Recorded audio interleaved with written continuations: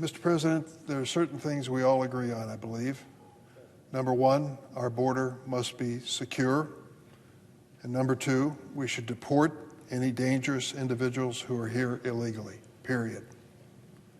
But the executive orders signed by President Trump last night did not target criminals or even those who entered our country without authorization.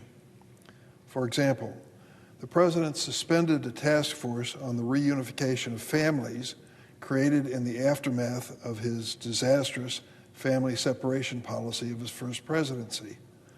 Over 1,000 families remain separated today. In other words, children who don't know where their parents are. This task force was created to reunite them, simply that. And now it's been suspended. Stopping this task force does not make us a safer nation and certainly doesn't help these children. The President also suspended the Refugee Admissions Program, which provides a safe haven for those fleeing oppressive regimes around the world. They include Afghans, Afghan women, Uyghurs, and Rohingya. Many refugee applicants wait decades to come to the United States lawfully, and every single one of them must undergo a rigorous vetting more than any other group of immigrants coming to the United States. I have worked in and with these refugee camps. They literally stay in tents and temporary shelters for months and years, going through background checks before they're even considered eligible for coming to the United States. Yet the Trump administration has already canceled flights for over 1,600 Afghan refugees scheduled to come here. Who are these people?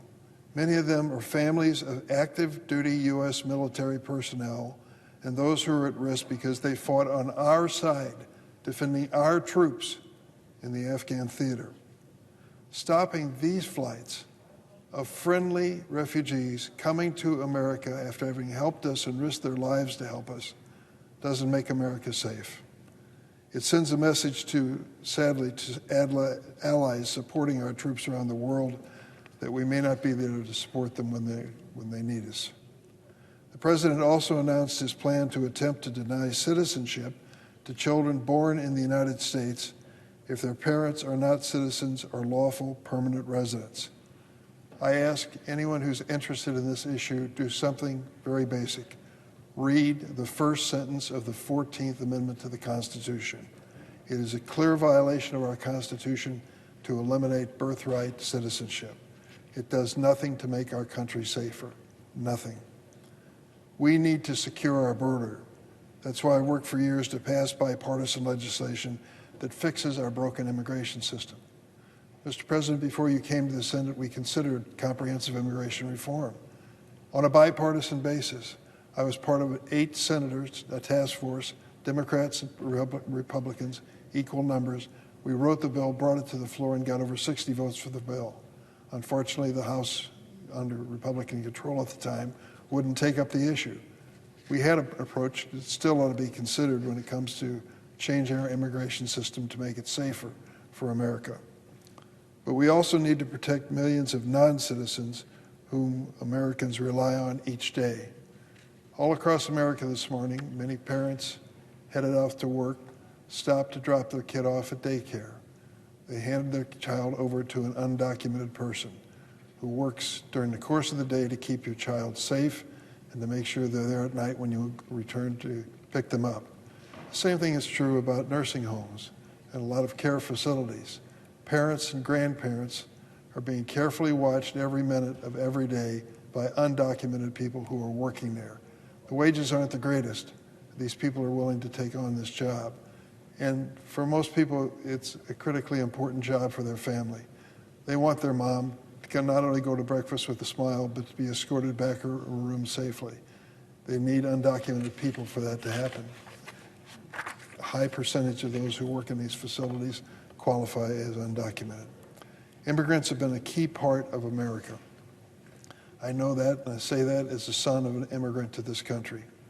Our nation has always needed immigrants, still does. They put food on our tables, they care for our kids, and they help care for our parents and grandparents. What would we do without them? They don't deserve to live in fear every single day that they're going to be part of a mass deportation. Any real solution to our immigration challenge must give them stability. Americans deserve a real fix to our broken immigration system that protects America, protects American workers, and treats immigrants fairly. Mr. President, 13 years ago, in response to a bipartisan request from myself and the late Republican Senator Richard Lugar of Indiana, President Obama established the Deferred Action for Childhood Arrivals, our DACA program. DACA has protected from deportation over 800,000 young people, all of whom arrived in our country as children, some as young as a few months old. These young kids are known as dreamers. I know a little bit about that. I was the sponsor of the original DREAM Act over 20 years ago. They grew up alongside our kids with the same hopes and ambitions. They stood up in the classroom every morning and pledged allegiance to that flag, believing it was their flag too. Many have gone on to serve our nation as service members, doctors, first responders. They believe in the American dream just as much as we do. Without permanent legal protection, these young people have been forced to live in uncertainty. They have to renew their DACA status every 2 years, go through a background check, pay a filing fee. In December, President Trump committed to work with Congress on a plan to protect dreamers. I'm looking forward to that. I worked with the president in his first term, and I'm ready to work with him again. Let's get this done as part of immigration reform. But last Friday, the Fifth Circuit Court of Appeals declared DACA program illegal again. The decision left in place protections for current DACA recipients while the appeal is pending, but left other dreamers in limbo. The time to act is now. I urge the president to come to the table to negotiate a solution for dreamers as part of immigration reform. Now, Mr. President, on another matter. On January 6, 2021, I was seated in the chair right here on the floor of the Senate. A solemn constitutional proceeding was disrupted when a mob of thugs attacked and trashed the U.S. Capitol in an attempt to overturn a free and fair election. I remember it well. Vice President Pence was sitting in the chair that you're occupying now. The Secret Service came in and literally physically removed him out that door in the chamber. They then announced to us to sit tight. This was going to be a safe room in the Capitol. There was a mob that was descending on the Capitol at the moment. We were going to keep everybody safe. They warned us that there were a lot of people going to come into this chamber and line the walls because they wanted to be kept safe from this mob that was coming on the Capitol. 10 minutes later, a Capitol Hill policeman stood up and said, "New plans, we're all leaving immediately. Get out of your chairs and go out that door. We'll lead you to another safe room." That was the circumstance on January 6, 2021. I remember it well. And I saw the mob as we went outside. It was growing in size, thousands of people descending on the Capitol. That was a grim reality of that day. At the end of the day, the mob confronted the Capitol Hill police and the D.C. police who were here trying to keep this building and keep us safe as members of Congress who are doing our constitutional duty. Subsequent deaths of 5 of our law enforcement officers because of that mob and the injuries to approximately 140 others are a matter of fact, many of whom still pay a price today for what happened on January 6, 2021. And now the attackers have been pardoned by President Trump, who literally sent them from a rally to come up here. And what happened, happened. Considering the following individuals who received their pardon yesterday from President Trump. David Dempsey was one of them. He was convicted of assaulting police officers by using, quote, his hands, feet, flagpoles, crutches, pepper spray, broken pieces of furniture, anything else he could get his hands on as a weapon.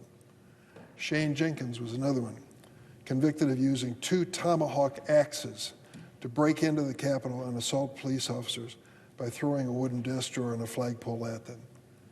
Kyle Fitzsimmons, convicted for 5 separate assaults against law enforcement, including one that caused career-ending and life-altering injuries to U.S. Capitol Sergeant Aquilino Ganell. And Kenneth Bonowitz, a member of the so-called Proud Boys, assaulted at least 6 officers, including placing one officer in a chokehold and lifting him up by the neck. Bonowitz injured one officer so severely that the officer has been forced to retire. All of these people were among the roughly 1,500 January 6th insurrectionists who President Trump pardoned last night. What happened to claims by a party of being in favor of law and order? Even President Trump's own vice president said last week, former senator from the state of Ohio, quote, "If you committed violence on January 6th, obviously you shouldn't be pardoned." That didn't apply last night.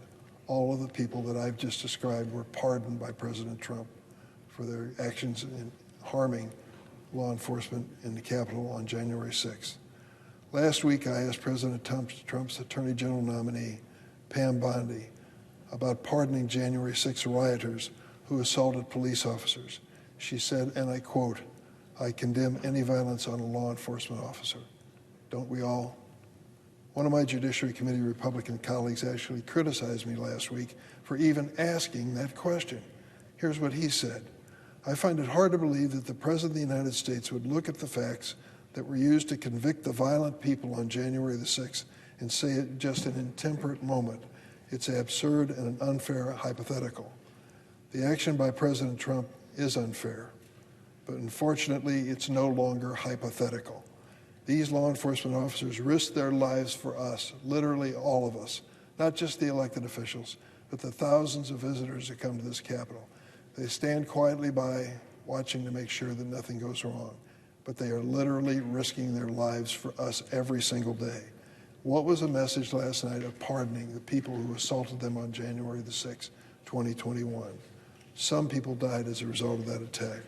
Every American should be appalled. I am very unhappy, Mr. President, that these men and women who give us so much every single day are taken for granted so much that the President pardoned those who attacked them. That was wrong. We should stand by those who stand by us, and we should be willing to say to them, thank you. Thank you for risking your lives for our visitors, for our members of Congress, and those who assaulted you were not just on a pleasant Capitol tour.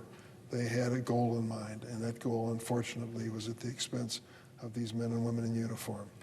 Mr. President, I yield the floor.